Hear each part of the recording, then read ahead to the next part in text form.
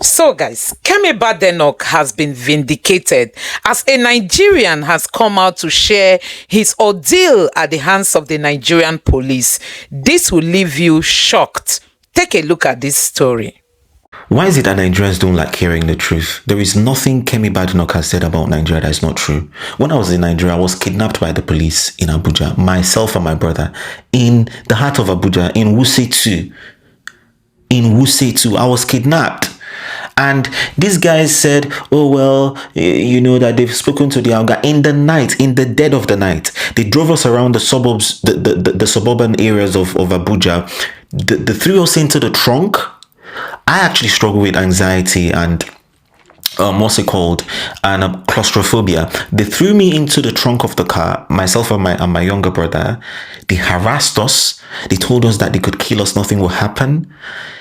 They forcefully took our ATM cards from us, went and used POS, and withdrew how much? Over 500,000 naira. In fact, they took my AirPods. What are you guys talking about? Like, why is it that we are a very sentimental people? The Nigerian government, the Nigerian leadership is very poor. The Nigerian government is bad. Nigerians need help. Why? I understand. I might understand the political reasons why people do not like Kemi, but she's saying the truth. And I love the fact that she's saying the truth on a global platform so that people will see Nigeria for what Nigeria is. And by the way, when I talk about Nigeria, I'm not talking about Nigerians. Nigerians are great people, but we have a very ugly, impish set of political leaders. See, that night when I was in the trunk of that Toyota Matrix and all of these things were happening, I was with my pill, my anxiety pill, and I wanted to take my anxiety pill. And one of the policemen stopped me and he said, you think you want to commit suicide here? You know, no be here where you go commit suicide. By the way, that's just one of my encounters. Have I also told you guys that a soldier in Nigeria, an army man in Nigeria, has actually said to me, we were actually in a bus. We were going to Abuja by road. That was many years ago. And something happened. Anyway, long story short is that he said to us that I can shoot you here and kill you and nothing will happen. And do you know what's funny? You might think that the threat is actually empty. Nothing will happen. If an army man shoots you in Nigeria, if a policeman shoots you in Nigeria, nothing will happen because they can frame you for being a thief. They can frame that you had drugs or, you did something. It is ridiculous. After that experience in Nigeria, I palpitate. I'm always suffering heart palpitations whenever I see the police. Because the police in Nigeria can the police in Nigeria can bully you just because you look good. How did you get the money to buy this phone? They've carried my friend. They've arrested my friend, who's a music producer, because he had a laptop. What do you mean by you're a music producer? What's that? The police in Nigeria are one of the most uneducated in the world. Like, a policeman in Nigeria is asking my brother to bring the certificate that he received to have Binance on his phone, to do cryptocurrency, that he's meant to have a permit.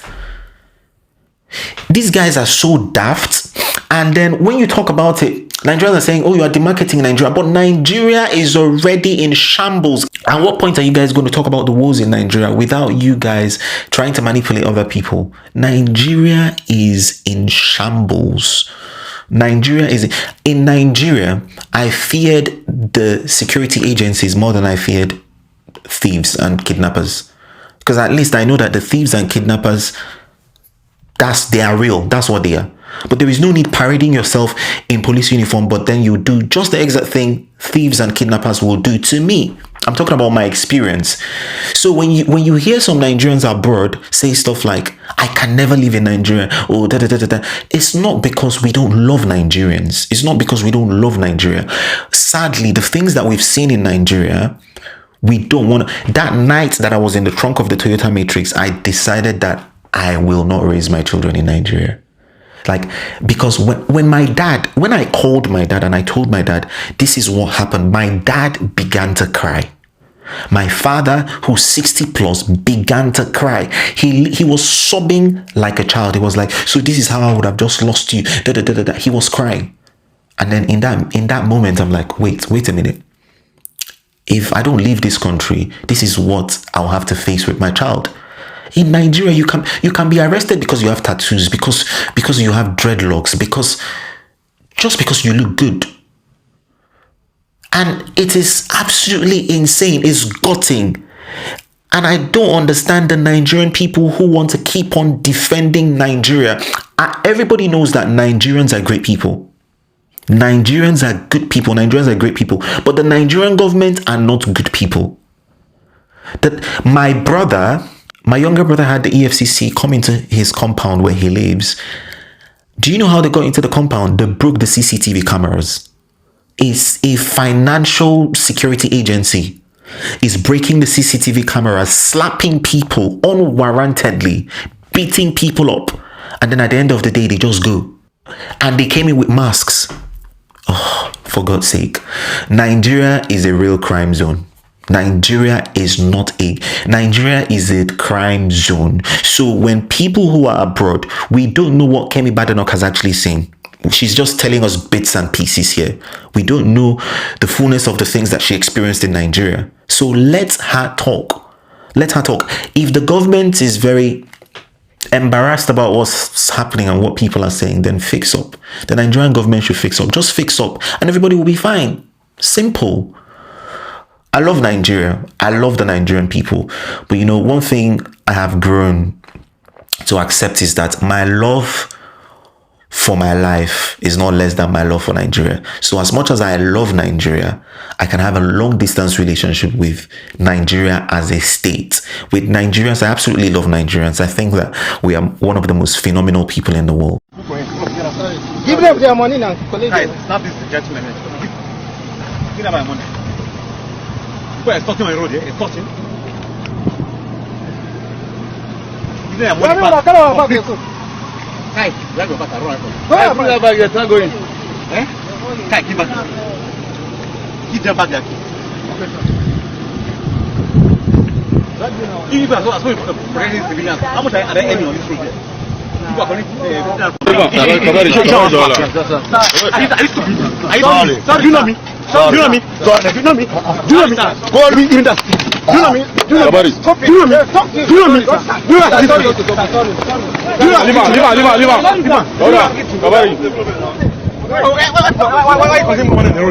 You know, make it a go.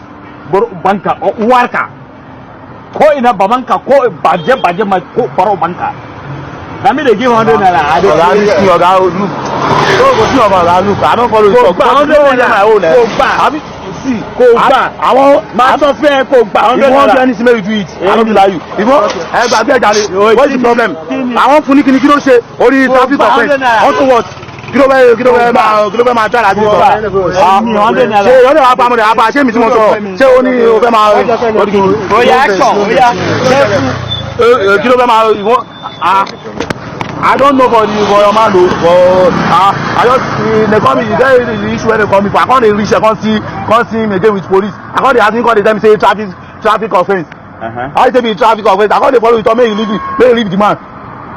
They be my member for more year. And more year they say they work. Nobody say no they can't collect money on Friday. When they stop it, no. Me I look at how. When they stop my people again, I can't follow it. They talk and the guy don't get money. Don't hold him for somewhere. Collect money from him. That's why I live on my own work. Won't go meeting for the place. I can't reach. I got to make already money right in hand. Even though if it is me, I will not pay anything. I swear to God.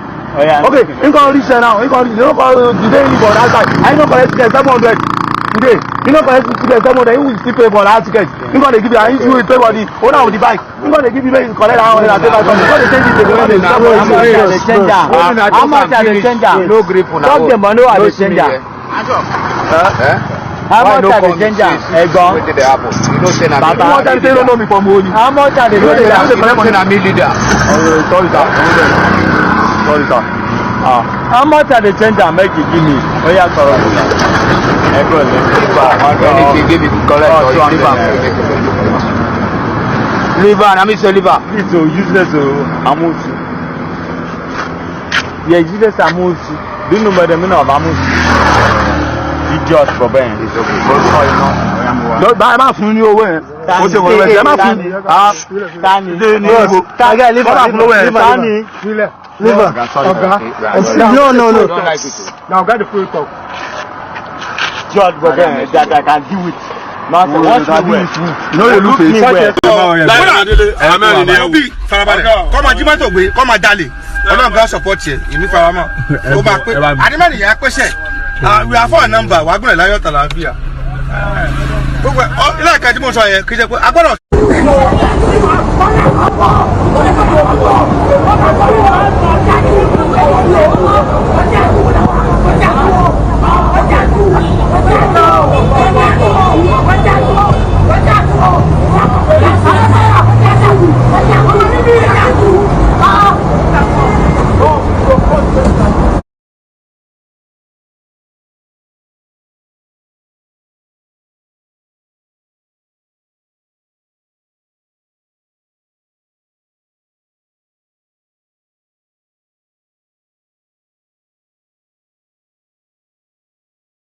So guys, this is what an average Nigerian goes through at the hands of our security agents, people who are meant to protect the people, who are meant to help Nigerians, who are meant to secure us.